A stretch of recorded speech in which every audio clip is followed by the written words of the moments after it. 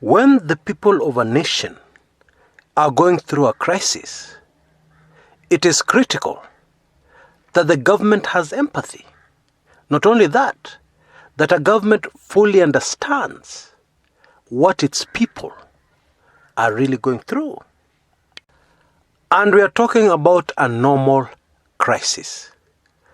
Now, the crisis which has been triggered by the virus is not normal. It is unprecedented. And the saddest news of all is that clearly the government of Kenya has no clue as to what its citizens are really going through. And there's plenty of conclusive evidence to prove this. Let's quickly mention a few. The handling of the restrictions over the virus. Everybody knows, or everybody at least should know, that the restrictions have caused chaos in the lives of Kenyans. We are talking about lost livelihoods, lost jobs, lost businesses, etc., etc. Bottom line, the effects of the fight against the virus are much greater by far than the impact the virus has had. Now, of course, those who want to defend the government will be quick to say, had the restrictions not been put in place, things would have been very bad. The virus would have caused damage, very serious damage, deaths, casualties in Kenya. Well, we now know that that is not true. Because just looking at neighboring Tanzania, with a population higher than ours, even if they are not reporting daily figures, one cannot say that there have been many deaths caused by the virus. Because we would have been able to tell very easily. Some of us have contacts right on the ground in Tanzania. And so at the very least, that is a point that is arguable.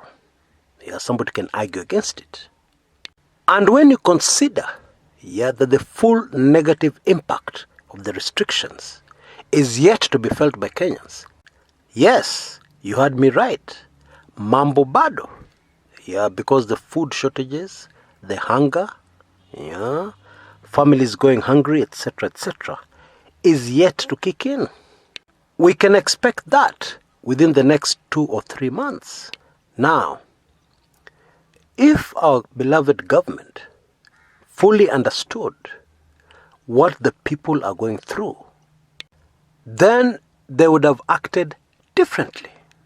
At the very least, there would have been a sense of urgency amongst authorities to try and mitigate some of the problems facing a vast majority of Kenyans. But the reality is that the government is acting like we're just coming out of a normal crisis. There are even many who would argue that the government is behaving as if things are normal.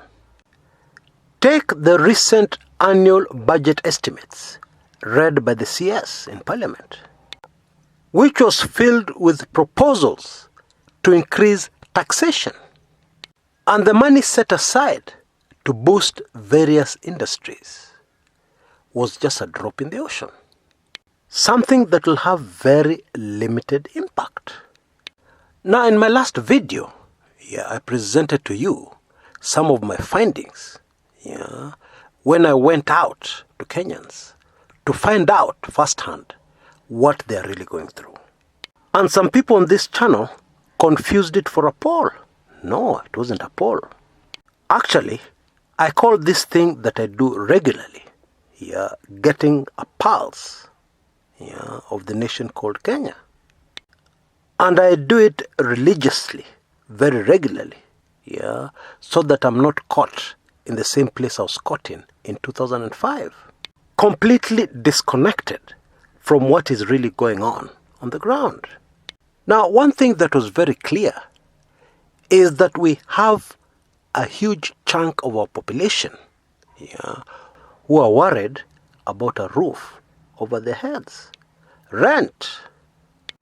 Now, judging from the comments from most of you, this did not fully penetrate into the minds of people. You know, when somebody is not sure of a roof over their heads, a place where their family can shelter, and 60% of the population, by some figures, although I suspect it's higher, 60%, at least 60% of your people are faced with that problem. It is serious. And it doesn't mean that they have food to eat. No. If you have paid rent, at least you can sleep or try to sleep on an empty stomach. But if you have not paid rent, even eating that food, the appetite to eat that food is not there. And I'm speaking from experience. And I can tell you authoritatively that many Kenyans are going to bed hungry. And there's food available in the shops. It's only that they don't have the money.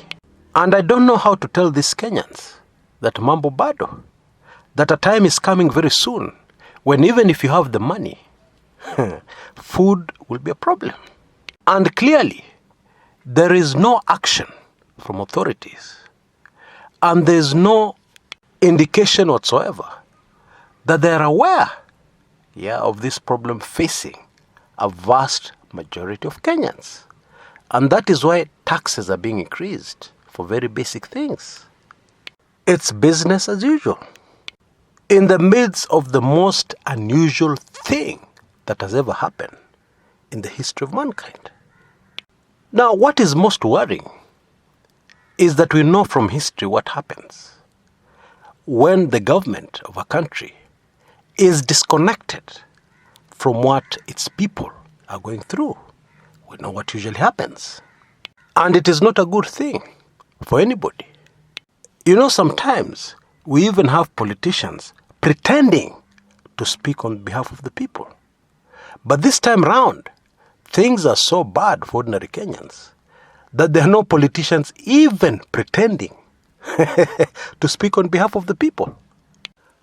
A man called Raila Odinga used to do a pretty good job of speaking on behalf of the masses. But now is in government, or rather is in partnership with the government. And the other opposition leaders, people like Musalia Mudavadi, Moses Wetangula, are now in serious talks about an alliance with Deputy President William Samoei Ruto, who is also supposed to be in government. But in reality, is positioning himself as the only current opposition left in the country. I know it's very confusing. I'm also confused. Bottom line, we are on our own. Oh yes, that should be very, very clear. And so, those of us who are able to see ahead and grasp the situation as it is, what do we do? That's a question. I am looking forward to some possible answers from you in the comments area below. Until next time, this is Chris Kumekucha.